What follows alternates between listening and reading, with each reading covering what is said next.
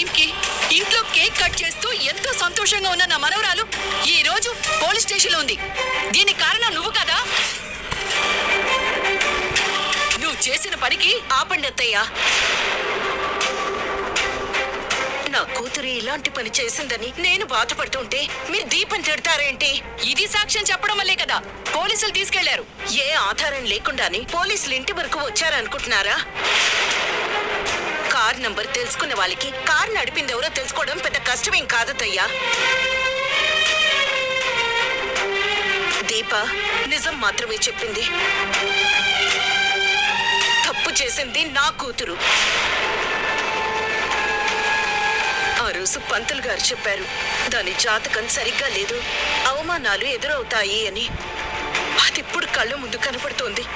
శని దాని జాతకంలో లేదు సుమిత్ర, ఇంట్లోనే ఉంది. దీన్ని ఇంట్లోంచి గెంటేస్తే గాని. అత్తయ్య, మీరు దీపనేం అనాల్సిన అవసరం లేదు. నువ్వెన్నైనా చెప్పు సుమిత్ర, ఈ రోజు దీని కారణంగా నా మనవరాలు పోలీస్ స్టేషన్కి వెళ్ళింది. జరిగిన దానికి అక్కడది ఎంత బాధపడుతోందో ఏంటో.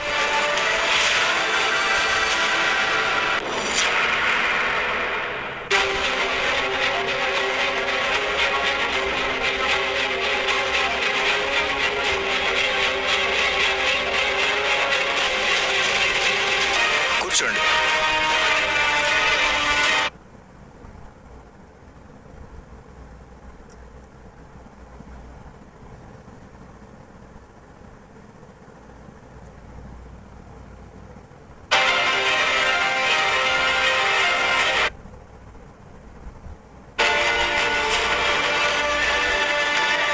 జరిగిన దానికి అక్కడది ఎంత బాధపడుతోందో ఏంటో.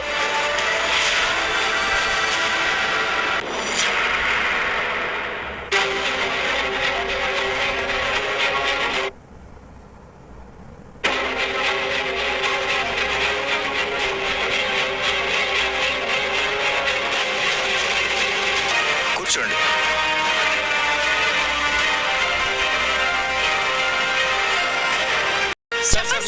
ముందు నన్ను లోపలికి వెళ్ళనివ్వండి. చెప్పండి. ముందు నన్ను లోపలికి వెళ్ళనివ్వండి. చెప్పండి సార్. చెప్పండి సార్. జ్యోత్స్న, ఊరుకో, ఏడోకు. ముందు నువ్వు ఏడు పాపు. అక్కడ కూర్చో. నేను విన్నది నిజమేనా? నిన్నే అడిగేది, విన్నది నిజమేనా?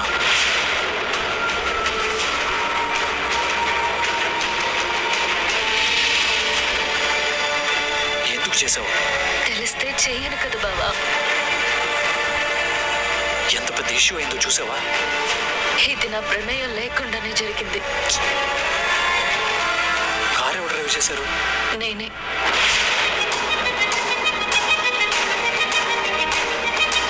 తెలియనంతగా తాగి డ్రైవ్ చేయాలా? సార్, మీరు అమ్మాయితో ఇక్కడ సంతకం చేయించండి, మిగతాది నేను చూసుకుంటాను. కార్తీక్, రా.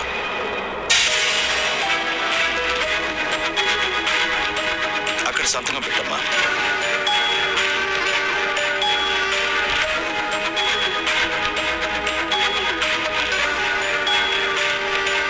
మీరు తనని తీసుకువెళ్ళొచ్చు. Thank you sir. It's okay.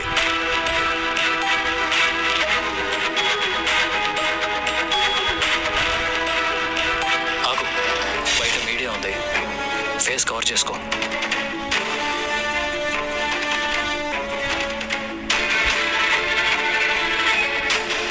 మీతో పాటు ఇంకెవరైనా ఉన్నారా?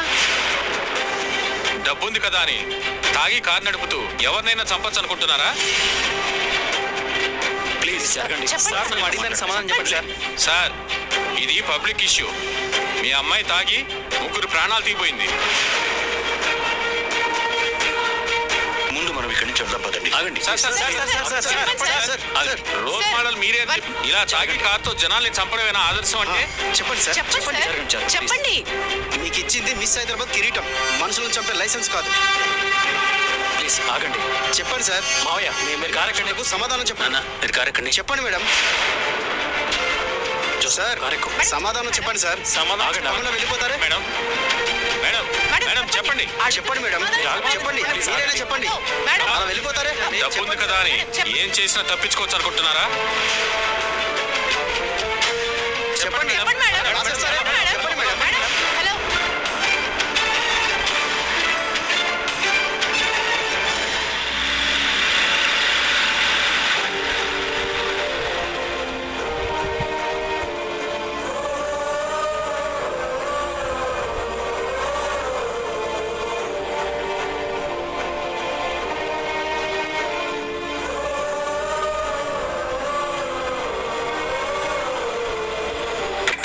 ఎలారా ఏం కావాలమ్మా?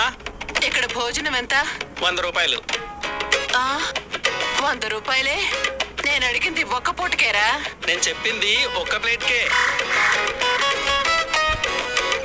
ఊరంతా తెక్క సన్నస్సులే ఉన్నట్టున్నారు. ఈ సంచి పట్టుకుని తిరగడానికి ఎంత ఇబ్బంది పడుతుంటే. ఎలా దీప వంటలు చేస్తుంది కదా, దానికి నా కొడుకు కనపడక ఎలాంటి ఏదో ఒక హోటల్లో వంట మనిషిగా చేయొచ్చు కదా. ఓసారి వంటగదిలోకి దూరి చూద్దాం.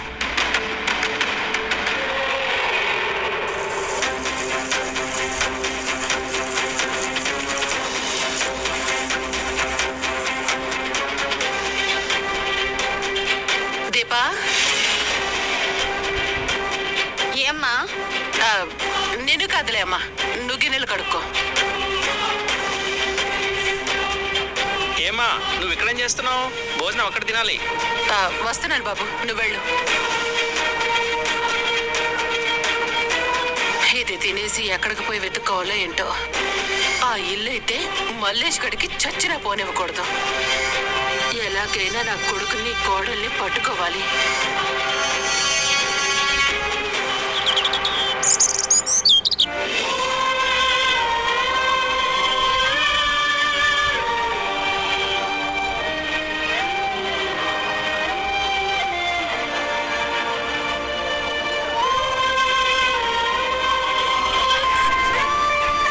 మావయ్య గారు, మా ఆయన, నా ఆడపడుచు, మా మేనల్లుడు అందరూ గుట్టుగా కాపాడుకుంటూ వస్తున్న ఈ ఇంటి పరువుని మీడియాలో పెట్టింది.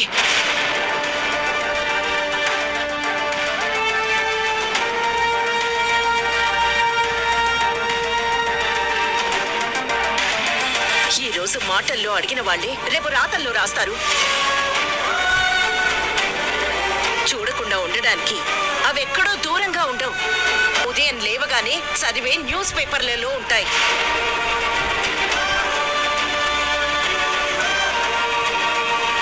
కారు రోడ్డు మీద వెళ్తుందో మనుషుల మీద వెళ్తుందో తెలియనంతగా తాగి నడుపుతుందంటే దీన్నేమనాలి?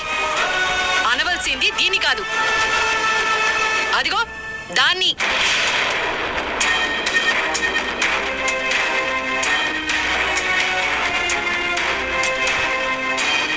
చేసిన సహాయానికి చేతిలో ఎంతో కొంత పెట్టి వదిలేక నిన్ను తీసుకొచ్చి ఇంట్లో పెట్టుకుంది చూడు. దానికి నువ్వు తగిన కృతజ్ఞతే చూపించావు.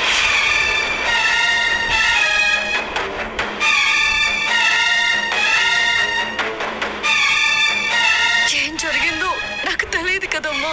తెలియనప్పుడు నోరు మూసుకుని ఉండాలి. ఆ పని చేయాల్సింది నువ్వు.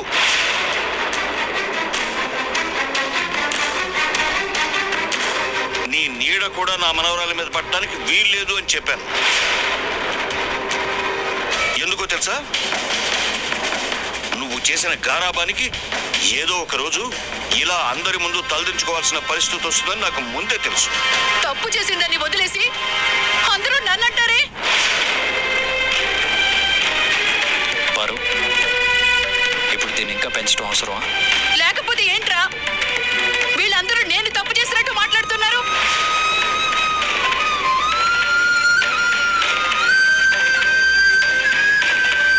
అది యాక్సిడెంట్ చేసింది, నేనేం కాదండలేదు.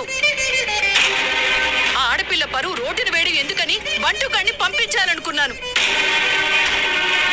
కానీ మహాతల్లి పిలవని పేరంటానికి వాయినం తీసుకోవడానికి వచ్చినట్టు మధ్యలో దూరి జోస్లే కారు నడిపిందని చెప్పింది.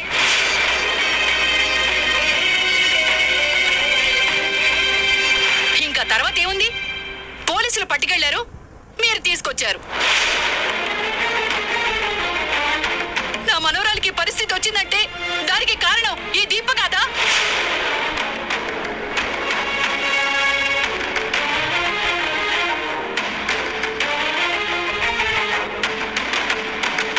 కానీ మీ తాతయ్య ఏమో నన్ను అంటున్నారు. అత్తయ్య, మీకు ఆల్రెడీ చెప్పాను.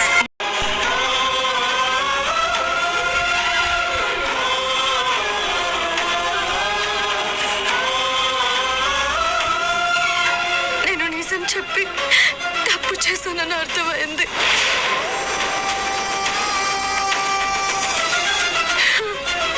నన్ను క్షమించు జోష్న.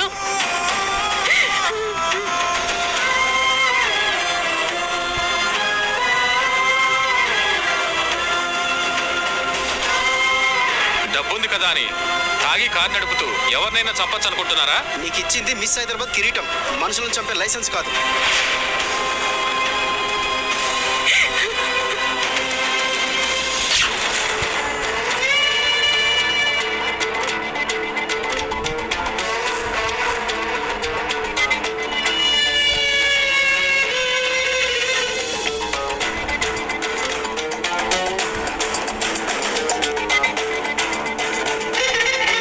నా మనవరాలు ఇన్నాళ్లలో ఇంత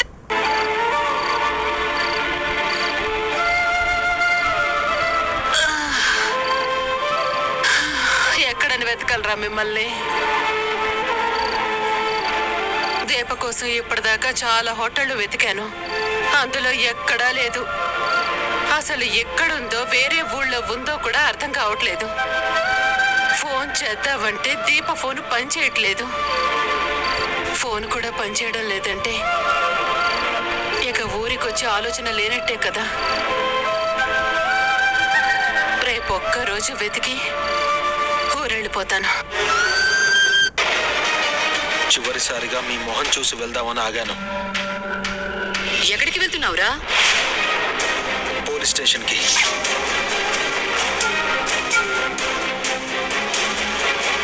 ఎందుకు? సుమిత్రమ్మ గారిని చంపాలనుకుంది నేనే అని ఒప్పుకోవడానికి.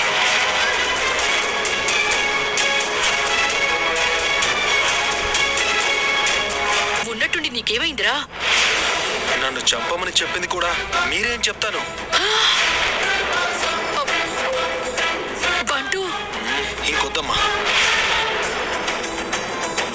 మీ బంటు ఇక లేడు. ఈ అమ్మగారిని వదిలేసి నువ్వెక్కడికి వెళ్తావురా? వదిలేసిపోను, మిమ్మల్ని కూడా జైలుకి తీసుకెళ్తాను. మరీ ఇంత అన్యాయంగా మాట్లాడుకురా. మరి మీరు చేసింది న్యాయంగా ఉందా? మీ మనవరాలి కోసం పోలీసుల దగ్గర నన్ను ఇరికిస్తారా? అదే మనవరాల కోసం మీ నాన్నని చంపించాను. నువ్వెంత? దేవతలా దీపొచ్చి కాపాడింది కాబట్టి సరిపోయింది. లేదంటే ఈ పాటికి నేను పోలీస్ స్టేషన్లో ఉండేవాడిని. అది కాదురా బంటు, ఈ టైంలో. ఇక మీరేం చెప్పకండమ్మా. ఇన్నాళ్ళు మీకు సేవలు చేసుకుంటూ మీ పెదవుల మీద చిరునవ్వు చూడటం కోసమే ఈ బంటుగాడు బతికాడు. అలాంటి బంటుగాడికి మీరు ఆ మాట మీద నువ్వెంతవరకు నిలబడతావు అని నీ భక్తికి చిన్న పరీక్ష పెట్టానురా. పరీక్ష? లేకపోతే నేను నిజంగా నేను పోలీసులకు అప్పచెప్తాననుకున్నావా? మీరు మాట మారుస్తున్నారమ్మా. లేదురా, విశ్వాసం, నమ్మకం నీ రక్తంలోనే ఉన్నాయనుకున్నాను. విశ్వాసంలో మీ నాన్నంత గొప్పవాడివి కాదని అర్థమైంది. వెళ్ళరా, వెళ్ళు. అమ్మగారు, ఇక నువ్వు నన్ను అలా పిలవద్దురా. నాకు కళ్ళజోళ్ళ ఉంటావనుకున్నాను. ఖాళీ గుచ్చుకున్న ముళ్ళులా తయారయ్యావు. లేవమ్మా. ఉదయం వచ్చినప్పుడు ఒకసారి గుర్తు చేయి, డబ్బులు ఇస్తాను. అలాగేనమ్మా, ఉంటానమ్మా, ఉంటాను.